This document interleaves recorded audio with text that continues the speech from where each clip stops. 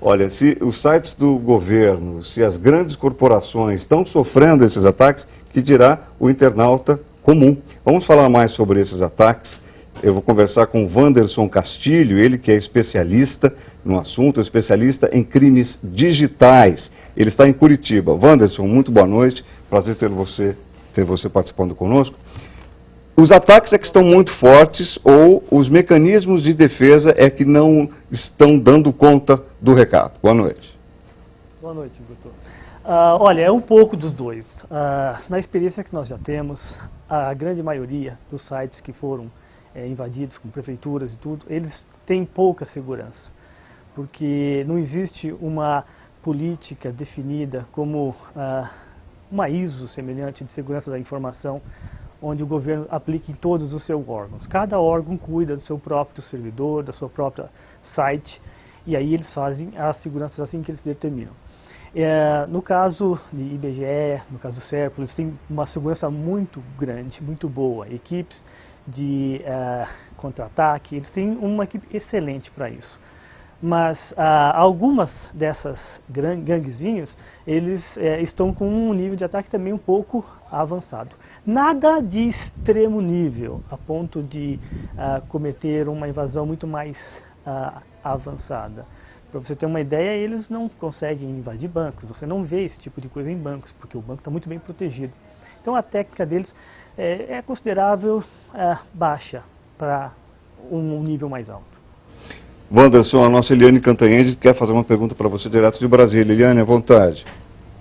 Boa noite. Boa noite. Bem, por enquanto eles estão só ameaçando, estão só botando as manguinhas de fora. Mas eu me pergunto se isso já não é um teste e que a gente pode chegar no momento, por exemplo, de ameaça até de entrar no sistema de, por exemplo, de segurança de voo, no sistema de controle aéreo, a ponto de causar, por exemplo, um caos. Isso, obviamente, hipoteticamente, mas se existe uma possibilidade, mesmo que remota, nesse sentido? Olha, Eliane, não existe uma segurança 100% em qualquer nível de segurança. Nós estamos falando como a CIA, o FBI, que recentemente foi invadida por um hacker também. O ponto é que essas gangues não têm esse nível de tecnologia tão avançado. Quando eu fui fazer treinamento com autoridades nos Estados Unidos, nós percebemos em torno de 10 pessoas que tinham um nível tão avançado que entravam nos sistemas e saíam sem ser detectados. Esses sim são os verdadeiros hackers. Aquele hacker que entra num sistema, picha um site e sai falando, né, deixando bem à vista, é a mesma coisa que um ladrão que rouba um banco e sai gritando que roubou. Não faz muito sentido. Todo mundo pensa que é uma corrente de hackers que estão atacando. No meu ponto de vista, é mais uma onda, onde uma gangue aqui descobriu uma vulnerabilidade num site, uma outra, e assim vai se gerando essa situação que é um pouco constrangedora para o próprio governo, afinal de contas atinge a imagem, pode de repente não ter roubado ou furtado bancos de dados e informações realmente sigilosas, mas o simples fato de entrar num site e você já pichar, a pessoa que está do lado, o internauta, não tem já a certeza de quão fundo foi essa invasão, né? Anderson, sua próxima pergunta vem de Nova York, agora com Jorge Pontual, não Pontual.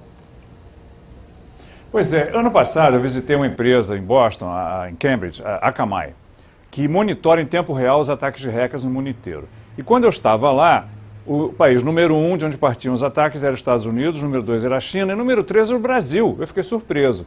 Eles me explicaram que as nossas redes são muito vulneráveis e, por isso, tem hackers de outros países, da China inclusive, de outros países, usando a nossa rede, porque é muito fácil acessar, para fazer ataques. Por isso que tantos ataques partiam do Brasil, mas não eram de brasileiros, os hackers eram estrangeiros. Me explica como é que isso funciona.